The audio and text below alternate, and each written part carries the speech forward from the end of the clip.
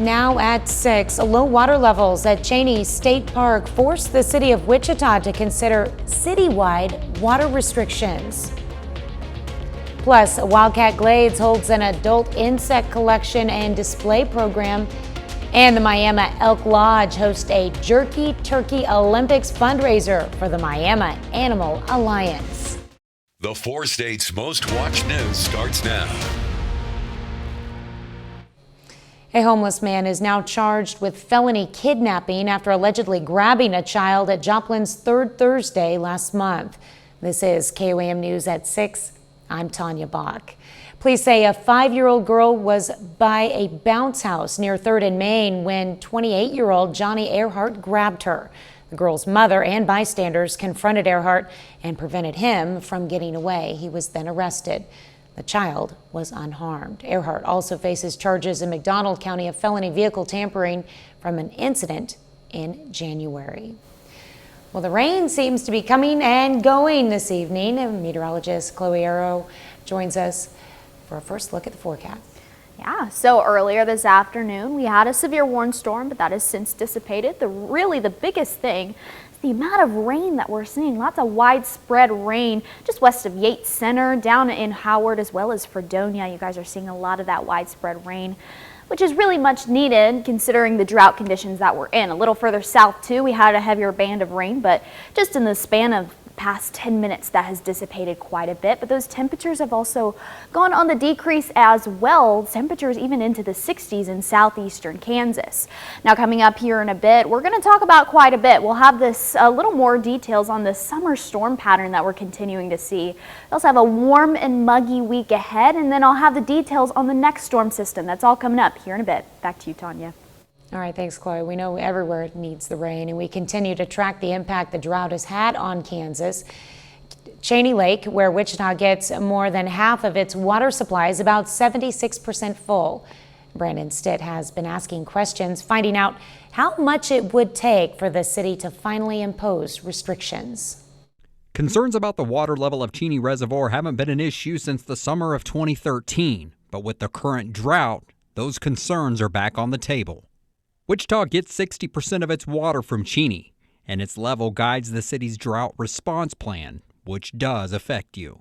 In 2013, when water conservation restrictions were last in place, it's still 77% full and only dropping a few inches every week. So by comparison, 10 years later, in April this year, Cheney was 86% full. As of right now, the level is roughly 77% as it was back in 2013. For the city to start imposing restrictions, that level has to reach a 12-month average of 69%. And if the city is required to impose watering restrictions, Kathy with Brady Nursery says turning the water off isn't necessarily a bad idea. You don't need to run a sprinkler every day. And if you do, not only are you wasting water, but it can hurt what you're trying to help. When you're running it all the time, you're making your lawn, your trees, your shrubs, you're making them weak. So if the time comes, it's better to be prepared now. They have these rain sensors you can put on a sprinkler system, and it will decide if the sprinkler's going to come on that day. And that's the best thing. I mean, it saves water, saves electricity. The latest drought map released on June 1st now shows 96% of the state is in drought, up from 89% from last week's map. 32% of the state is under the highest level of drought, down 3% from last week. Old Mining Town Days today kicked off in Granby, Missouri. Families of all ages had the opportunity to get outside and celebrate the town. The event included performances from live bands, games for the kiddos, and a variety of food vendors. Old Mining Town Days, and since the beginning of our town in 1850, we've had celebrations, but since 1984, it's been called Old Mining Town Days. And it's just to recognize the amazing history of this area. We had lead mining here, we had some tough characters back in the old days, and so we like to commemorate those tough characters and their wives once every year. The fun continues tomorrow with a bounce house at Dick Smith Park. The Wildcat Glades Education Cottage in Joplin today taught an insect collection and display program. The goal of the program was to show adults how to collect and display their own insects. Participants were given their own small insect display kit to practice new skills in collecting and to perfect the art. and entomology is the study of them. So a lot of people are interested in collecting and displaying them, both because they're beautiful and interesting. Insects are amazing creatures that are often dismissed, but they are awesome and they are important in the ecosystem. The program began at 10 a.m. and ended at noon. Well, coming up, the Miami Elks Lodge benefits the Miami Animal Alliance with a pet supply drive, and Olympics. We'll have the details. Plus, we'll meet an Oklahoma fifth grader who isn't letting her disability stop her from playing the game she loves. Miami Elk Lodge today hosted a Jerky Turkey Olympics event to benefit the Miami Animal Alliance. The event consisted of teams of 4 competing in low-skill games for prizes and, of course, bragging rights. Prizes went to the top 3 team finishers: best name, best outfit, and team that sells the most spectator tickets, and the team that donated the most pet supplies. All these supplies, I've never seen this huge of an amount of supplies that are coming in. The donations help to spay and neuter animals for people that need help with spay and neuter. It helps with injured animals. It helps with vet costs.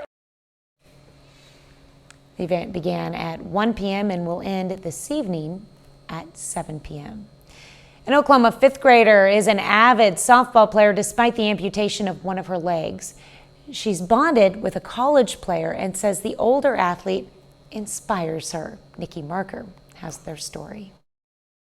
Gemma Gallman, a fifth grader living in Tuttle, Oklahoma, was born with an extremely rare condition where her tibia, ankle, and knee were all missing. The result?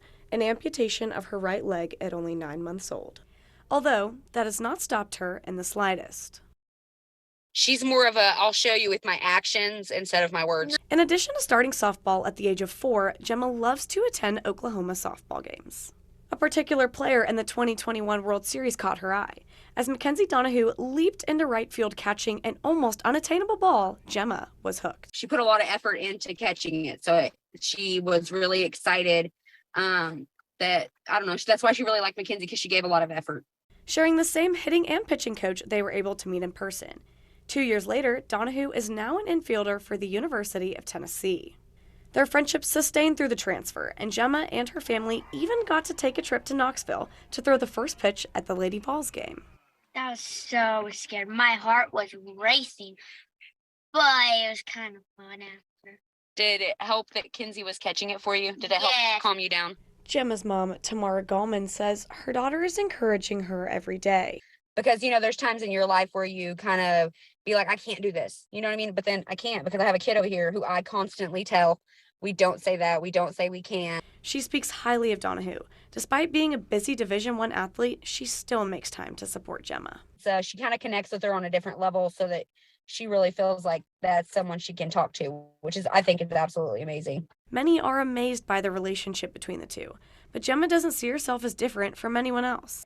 Because everybody's like, oh my gosh, I'm so jealous. And I'm like, it's not that big of a deal. The feelings are mutual, as Donahue posted a tweet about their friendship. A little later, the Webb City Cardinals made it to the state semifinals for the first time since 2010. Brock Baldridge will have highlights from today's game in sports. We're tracking scattered showers and storms across the region. I'll have the full details coming up next.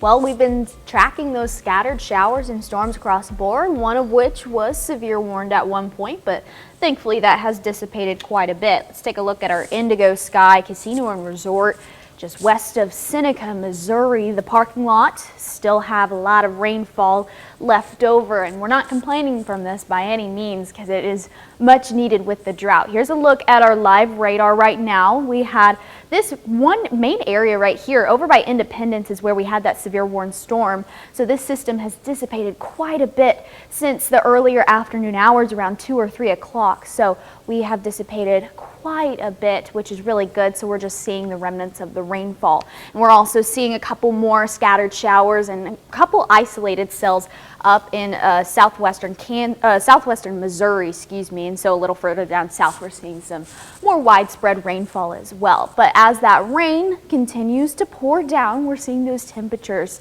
rapidly decline. Areas where they haven't seen much rainfall, they're still in the 80s. Nevada 82, Stockton 85. And then southeastern Kansas is where they saw the majority of that rainfall. They're in the upper 60s across the board. Parsons 69 as well as Chanute. Iola at 66 degrees, so feeling a little chillier as that very messy cold front went through southeastern Oklahoma as well as a little bit of northeastern Oklahoma as well. So this is definitely good because of the drought that we're seeing, very extreme drought and exceptional rates of drought off to our western counties, Independence, Howard, as well as Fredonia and Sedan. You guys are in that really dry zone, that dangerous zone of drought. So with the rainfall that we saw earlier today, much needed, and we'll continue to see a little bit more. Here's the amount of precipitation that we've seen this afternoon and we'll continue to see this evening. So we had quite a bit this afternoon, so this is about the rain that we will continue to see this evening. So it'll continue to dissipate this afternoon and evening, and by 11 p.m. we'll see about maybe a tenth of an inch more in far southeastern Oklahoma, or far southeastern Kansas and northeastern Oklahoma. So here's a quick look at what we'll see this week, the rest of the weekend. Temperatures as you wake up in the morning into the mid to lower 60s. Columbus sitting at 62, and we'll see some more isolated showers here and there. It'll be a similar setup to what we saw today, maybe a little less significant as what we saw and maybe a little less widespread from what we saw this afternoon. Monday morning, same setup. You'll wake up in the morning into the 60s. We'll see some more isolated showers and storms. Now, mind you, this is something really interesting that we usually see in the late July time frame, where we see those really isolated pop-up showers where one could be severe warned here and there. Some could really dissipate really quickly. So this is really a late July pattern that we're seeing. Tuesday morning, same setup. We'll see those temperatures in the 60s as you wake up. Now in the morning, we'll see temperatures in the lower 60s, and then we'll warm up into the upper 70s by the mid-morning hours. Let's take a look at the rest of the forecast. Overall, a beautiful partial week, Tuesday, Wednesday, Thursday. Pretty much all sun and temperatures into the 80s. We'll have a slight cool front Tuesday night into Wednesday, dipping us down into the lower 80s, but still feeling very nice above all. And, you know, I have to say the storms, while they're much needed, they have surprised me today every time it just starts raining. Yes, it grows so fast, but they also dissipate so fast. It's Very so true. weird. Very true. We get it, it's gone. Exactly. All right, thanks, Chloe. Well, Chase customers should check their statements. The bank says it's working to reverse double payments for some who use the Zelle payment app. Spokesperson for Chase says the bank will automatically reverse duplicates and adjust any related fees. A federal regulator is warning people not to store cash on platforms like PayPal or Venmo. Consumer Financial Protection Bureau Director Rohit Chopra issued a statement saying more people are using such apps to keep their money. Some are even having paychecks directly deposited to these apps. The problem is, unlike traditional banks, these platforms are not insured by the federal government. Still ahead, plenty of college and professional baseball games around the area. Webb City Cardinals had a wild afternoon in the Class 5 Missouri State Baseball Tournament. We'll break it all down next in sports.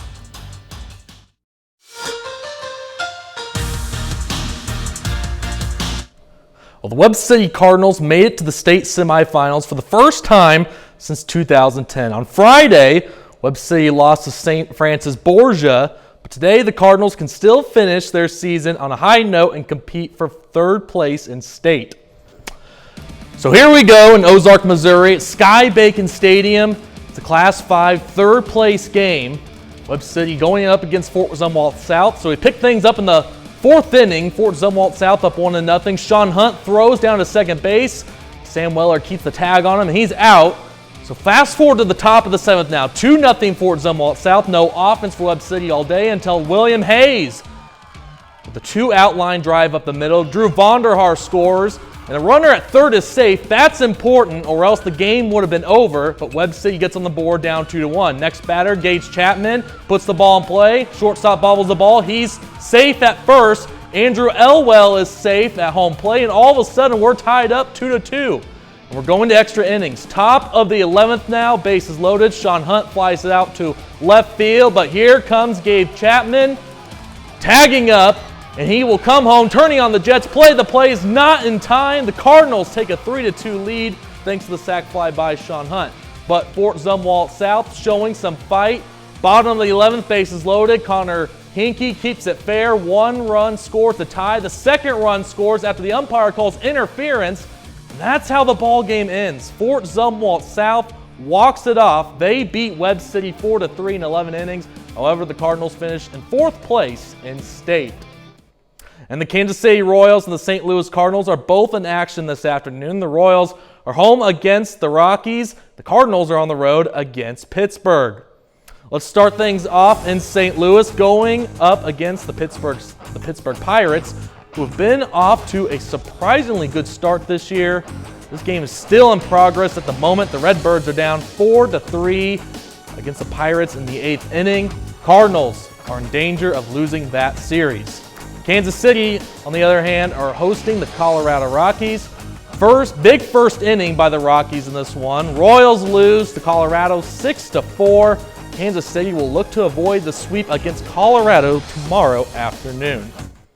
Well, the opening week of the Division I college baseball regionals are underway, and plenty of teams around the area are looking to start their postseason and finish in Omaha. Starting off for the Oklahoma Sooners, they're in Charlottesville in Virginia on the brink of elimination.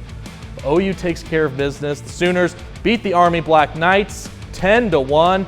They will play the loser of the East Carolina and Virginia game. Over to the Stillwater Regional now, a shocker elimination game for Oklahoma State. They lose to Dallas Baptist 18-4. That loss, Oklahoma State season comes to an end. Cowboys are the first regional host to be eliminated from postseason contention. That's the epitome of brutality. Over to the SEC now. The Arkansas Razorbacks host the TCU Horned Frogs.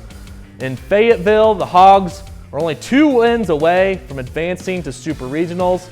This game is scheduled to start tonight at 8 p.m. Central. And finally, in the Women's College World Series, nothing is slowing down the Sooner softball team.